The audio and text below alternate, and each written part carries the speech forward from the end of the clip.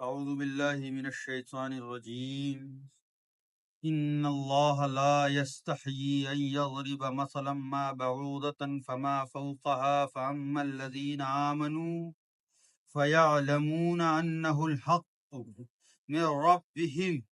وأما الذين كفروا فيقولون ماذا أراد الله بهذا مثلا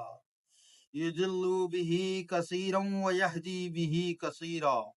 وما يضل به إلا الفاسقين۔ ترجمہ معارف القرآن۔ بے شک اللہ قابل شرم نہیں قرار دیتا اس کو کہ ضرب المثل بیان فرمائے مچھر کی، بلکہ اس سے بڑی کہ پس جو مسلمان ہیں وہ تو جانتے ہیں کہ بے شک یہ ٹھیک ہے ان کے پروردگار کی طرف سے، اور جو کافر ہے تو وہ پوچھا کرتے ہیں کہ کیا مطلب رکھا اللہ نے اس ضرب المثل سے۔ وہ گمراہی میں رہنے دیتا ہے اس سے بہتیروں کو اور ہدایت دیتا ہے بہتیروں کو، اور نہیں گمراہی میں رہنے دیتا مگر نافرمانوں۔ تفسیر۔ اور اے یہودیوں، منافقوں، کافروں، قرآن میں ضرب المثل دیکھ کر منہ کیا بگاڑتے ہو اور اعتراض کیوں کرتے ہو؟ ضرب المثل بیان کرنا موعظ و نصیحت اور تعلیم و حکمت اور درس و عبرت میں مؤثر ہے، اور اہل بیان کا دستور چلا آ رہا ہے، اور بے شک اللہ تعالیٰ بھی قابل شرم نہیں قرار دیتا اور قابل جھجک نہیں جانتا اس بات کو کہ ضرب المثل بیان فرمائے بڑی چیز کو یا چھوٹی چیز کی،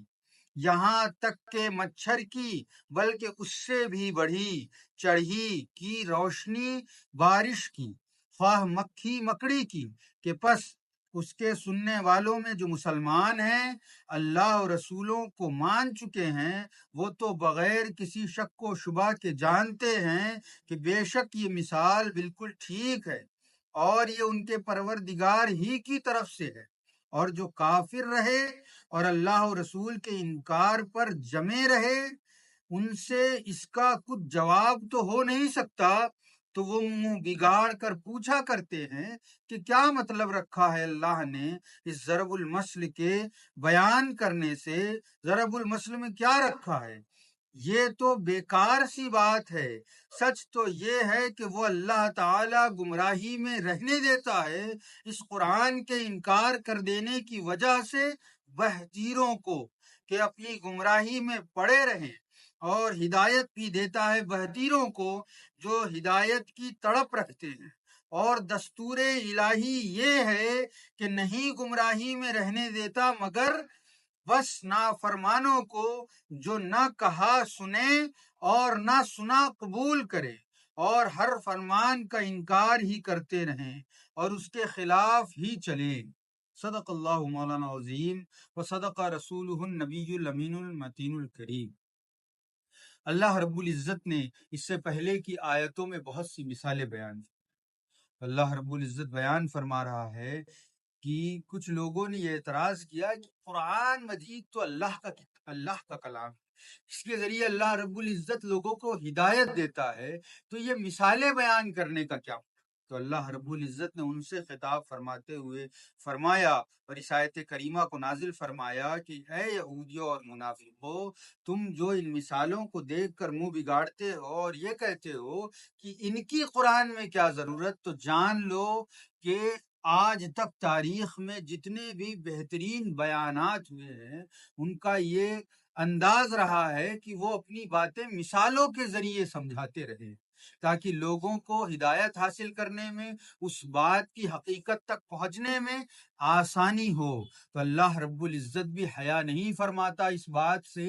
جس نے اس بیان کے انداز کو پیدا فرمایا ہے، جس نے حکمتوں کو پیدا فرمایا ہے، جس نے مثالوں کو پیدا فرمایا ہے، وہ رب ارشاد فرما رہا ہے کہ لوگوں جان لو کہ اللہ رب العزت بھی ہدایت تک لوگوں کو پہنچانے کے لیے مثالوں کو بیان کرنے سے حیا نہیں فرماتا ہے، اور وہ مثال چاہے چھوٹے سے مچھر کی ہو یا اس سے بھی ہلکی چھوٹی چیز کی ہو یا بہت بڑی چیز کی ہی مثال کیوں نہ ہو، اللہ رب العزت اپنی بات کی سمجھ لوگوں کے ذہن میں پیدا کرنے کے لیے اس مثال کو بیان فرماتا ہے تاکہ لوگوں کو سمجھنے میں آسانی ہو۔ اللہ رب العزت کو مثالیں بیان کرنے کی کوئی ضرورت نہیں، لیکن وہ چاہتا ہے کہ میرے جو بندے میری بات کو نہ سمجھنے کی وجہ سے کفر کی راہ پر چلے گئے، منافقت کی راہ پر چلے گئے، گمراہیوں کی راہ اختیار کر لی، ایمان لے آئے اور بدعملی کی طرف چلے گئے، تو اللہ رب العزت ارشاد فرما رہا ہے میں یہ مثالیں اس لیے بیان کرتا ہوں تاکہ تم میری باتوں کی حقیقت کو سمجھو، تمہارا رب تمہیں جو بتانا چاہتا ہے، جس راہ پر چلانا چاہتا ہے، اس کی اہمیت کو سمجھو اور جانو، اور پھر اللہ رب العزت کی طرف توبہ کے ذریعے پلٹ آؤ، اس کے خوف کے ذریعے پلٹ آؤ، تقوی کے ذریعے پلٹ آؤ۔ اور اللہ رب العزت ارشاد فرماتا ہے یہ تو ان لوگوں کے لیے ہے جو مثالوں کو نہیں مانتے، اور اللہ رب العزت ان کی تعریف بیان فرماتا ہے بس رہے وہ لوگ جو ایمان لے آئے تو وہ تو جانتے ہیں کہ بے شک ان کی رب کی جانب سے جو کچھ نازل ہوا، جو کچھ ہم تک پہنچایا گیا، اس میں کوئی شک و شبہ نہیں، اور اس میں کوئی ذہنی فکر کرنے کی، دماغ کے گھوڑے دوڑانے کی کوئی ضرورت نہیں، کیونکہ اللہ رب العزت نے جو کچھ بیان فرمایا اس میں سیدھا سیدھا حق ہی کو بیان فرمایا، یہ مانتے۔ اور اللہ رب العزت اس بات کو بیان فرما رہا ہے کہ میرے بندوں میں ایسے بھی بندے ہیں جو میری باتوں میں بغیر کسی اعتراض کے، بغیر کسی شک و شبہ کی، جیسے ہی انہیں یہ پتا چلا کہ یہ ہمارے رب کا فرمان ہے، انہوں نے مان لیا۔ اللہ رب العزت یہ فرما اور پھر فرما رہا ہے اور رہے وہ لوگ جنہوں نے کفر کیا تو وہ کہتے ہیں کہ اللہ رب العزت ان مثالوں کو بیان کر کے کیا ارادہ فرمانا چاہتا ہے، یہ سوال کر رہے ہیں۔ تو اللہ رب العزت ارشاد فرماتا ہے کہ اللہ رب العزت نے اس کے ذریعے کئیوں کو گمراہی میں چھوڑ دیا، جسے اللہ چاہتا ہے، حالانکہ اس نے مثالیں بھی بیان کی، باریک سے باریک امور بیان فرمائے، لیکن پھر بھی کچھ لوگ ایسے ہیں جو گمراہیوں میں پڑے رہتے ہیں، تو یہ اللہ رب العزت کی جانب سے ان کے منہ پر پھٹکار ہے کہ اللہ رب العزت نے انہیں گمراہی میں ہی پڑے رہنے دیا۔ اور اللہ رب العزت ارشاد فرماتا ہے اور انہی مثالوں کے ذریعے،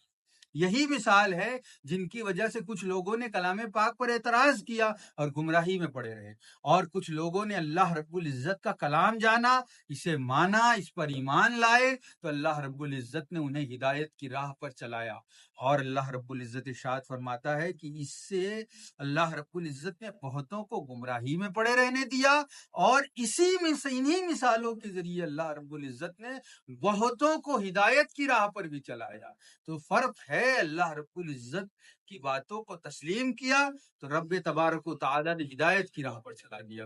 اور رب تبارک و تعالیٰ کی باتوں پر اعتراض کیا، اپنے دماغ کے گھوڑے دوڑائے، بلا وجہ کا شک و شبہ کیا، تو رب تبارک و تعالیٰ نے انہیں گمراہی کے دلدل میں دھسے رہنے کے لیے چھوڑ دیا۔ اور اللہ رب العزت ارشاد فرماتا ہے وَمَا يُضِلُّ بِهِ إِلَّا الْفَاسِقِينَ، یہ قرآن مجید میں جو مثالیں ہیں، جو احکامات بیان کیے، جو واقعات بیان کیے، جو اللہ رب العزت نے جو کچھ ارشاد فرمایا، ان کے ذریعے کون لوگ ہدایت پر نہیں آتے؟ تو اللہ رب العزت ارشاد فرماتا ہے اس کے ذریعے صرف اور صرف نافرمان لوگوں کو ہدایت نہیں ملتی ہے، ورنہ